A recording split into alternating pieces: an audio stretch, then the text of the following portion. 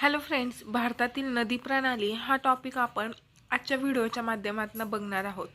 तर भारताची जी नदी प्रणाली आहे ती दोन गटांमध्ये विभागली आहे. पहिली जी की हिमालयात उगम पावणाऱ्या नद्या आणि दुसरी म्हणजे भारतीय पठारावरील, ज्यालाच आपण द्वीपकल्पीय नद्या असं म्हणतो. तर ह्या ज्या नद्या आहेत ज्या हिमालयात उगम पावतात आणि भारतीय पठारावरती उगम पावतात, त्यानुसार त्या नद्यांचे प्रकार पडलेले आहेत. आता सर्वात प्रथम हिमालयात उगम पावणाऱ्या ज्या नद्या आहेत ना, त्या कुठल्या आहेत तर त्या आहेत सिंधू, सतलज, गंगा, यमुना, ब्रह्मपुत्रा. आता हिमालयन नद्या ज्या आहेत ना त्या बारमाही नद्या आहेत, म्हणजे 12 महिने त्या नद्यांना पाणी असतं आणि त्या युवा अवस्थेतील नद्या आहेत. नद्यांचे जर वर्गीकरण म्हणजे जर आपण हे बघितलं अवस्था बघितल्या तर त्या शिशु अवस्था, युवा अवस्था आणि त्यानंतर प्रौढ अवस्था अशा नद्यांच्या हे आहेत अवस्थात सांगितलेल्या आहेत. तर ज्या नद्या आहेत ना त्यांच्या अपक्षरण कार्यामुळे व्ही आकाराच्या दऱ्या, खोल गळई, धबधबे, द्रुत प्रवाह ही भूरूपे तयार होतात. आता सर्वात पहिलं तर आपल्याला कळलं की नद्या ह्या दोन गटात विभागल्यात, हिमालयात उगम पावणाऱ्या आणि पठारावरील नद्या. तर आता ज्या पठारावरील नद्या आहेत ना त्यांना द्वीपकल्पीय नद्या असं म्हणतात. आता त्याच्यामध्ये सुद्धा दोन प्रकार आहेत, एक म्हणजे अरबी समुद्र आणि दुसरा म्हणजे बंगालचा उपसागर. हा तुम्हाला माहिती आहे. तर अरबी समुद्राला मिळणाऱ्या नद्या आणि बंगालच्या उपसागराला मिळणाऱ्या नद्या असे दोन प्रकार पडतात, म्हणजेच पूर्ववाहिनी नद्या आणि पश्चिम वाहिनी नद्या. आता ह्या आकृतीमध्ये जर तुम्ही नद्यांचे वर्गीकरण बघितलं ना तर ते एकदम व्यवस्थित तुम्हाला दिलेलं आहे. आता हे बघा, हिमालयात ज्या उगम पावणाऱ्या नद्या आहेत ना त्याच्यामध्ये सुद्धा अरबी समुद्रास मिळणाऱ्या म्हणजेच पश्चिम वाहिनी आणि बंगालच्या उपसागरास मिळणाऱ्या अशा पूर्ववाहिनी नद्या आहेत. तर त्याच्यामध्ये सिंधू नदी जी आहे ती अरबी समुद्रात जाऊन मिळते. सिंधू नदी ही भारतामधनं आपलं जे जम्मू काश्मीर इकडून ती कराची पाकिस्तानमध्ये जाते आणि तिकडे जाऊन ती अरबी समुद्राला मिळते.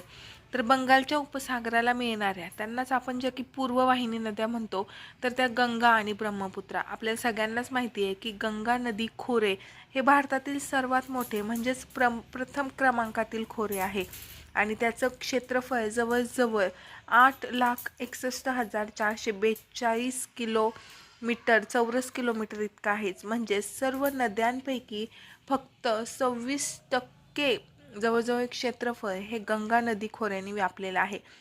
त्यामागोमाग गोदावरी नदी खोरे हे भारतातील दुसऱ्या व पठारावरील ज्या नद्या आहेत ना भारतीय पठारावरील नद्या याच्यातील 1 नंबरचं नदीपात्र म्हणजेच गोदावरी नदी आहे. तर इथं तुम्हाला हे लक्षात ठेवायचं आहे की हिमालयात म्हणजे सर्वात भारतातील सर्वात मोठं जे खोरं आहे ना ते तर आहे गंगा नदी खोरं आणि महाराष्ट्रातील सर्वात मोठं जर नदीपात्र खोरं कुठलं असेल तर ते आहे गोदावरी.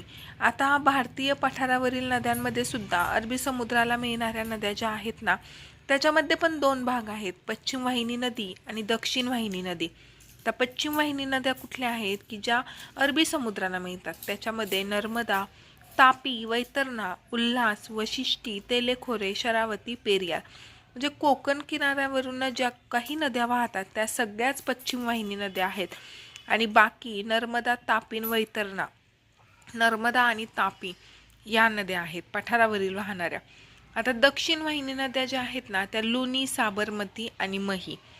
आता दुसरं म्हणजे बंगालच्या उपसागराला मिळणाऱ्या सुद्धा पूर्ववाहिनी आणि उत्तरवाहिनी अशा नद्या आहेत.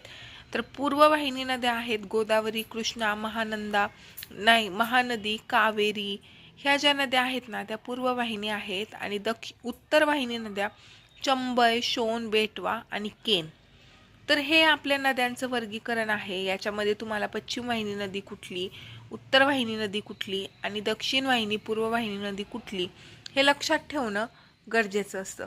आता तुम्हाला जर पठारावरील नद्या दाखवायच्याच म्हटलं तर हे बघा, आता तुम्ही जर भारताचा नकाशा बघितला किंवा महाराष्ट्राचा नकाशा बघितला तर त्याच्यामध्ये विंध्य पर्वत आणि सातपुडा पर्वत रांगा, सातमाळा अजिंठा डोंगर रांगा, हरिश्चंद्र बालाघाट डोंगर रांगा, महादेव डोंगर रांगा अशा वेगवेगळ्या रांगा आहेत.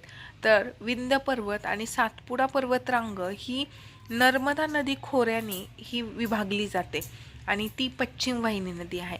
त्यानंतर सातपुडा पर्वताच्या खाली जर आपण आलो तर तापी नदी आहे, जी महाराष्ट्राच्या एकदम उत्तरेकडच्या ह्या नद्या आहेत. उत्तरेला ह्या नद्या वाहतात. धुळे, त्यानंतर जळगाव या ठिकाणावरनं ह्या नद्या वाहतात. आता सातपुडा पर्वतरांगा आणि सातमाळा अजिंठा डोंगररांगा ज्या की संभाजीनगर, छत्रपती संभाजीनगर इकडे आहेत, किंवा एल्लोरा केव्स ह्या ज्या आहेत त्या तापी नदीपासनं, ज्या तापी नदी जी आहे तिथून सातपुडा पर्वतरांगा आणि सातमाळा अजिंठा डोंगररांग ही वेगळी होत असते. त्यानंतर अजिंठा डोंगररांगा आणि हरिश्चंद्र बालाघाट डोंगररांग, हरिश्चंद्र बालाघाट डोंगररांगा ह्या अहमदनगर, नाशिक या ठिकाणी ह्या डोंगररांगा आहेत. आणि ह्या दोन्ही डोंगररांगा ज्या आहेत ना त्या गोदावरी नदीपासनं विभागल्या जातात आणि ह्या पूर्ववाहिनी नदी आहे गोदावरी. त्यानंतर हरिश्चंद्र बालाघाट डोंगररांग, महादेव डोंगररांग जी दक्षिणेकडे आहे महाराष्ट्राच्या, तर तिथे भीमा नदी ही प्रमुख पूर्ववाहिनी नदी आहे. आणि कृष्णा नदी ही महादेव डोंगररांगांच्या खालून वाहते. तर अशा पद्धतीने प्रत्येक डोंगररांग ही कुठल्या ना कुठल्या नदीनं विभागली गेलेली आहे.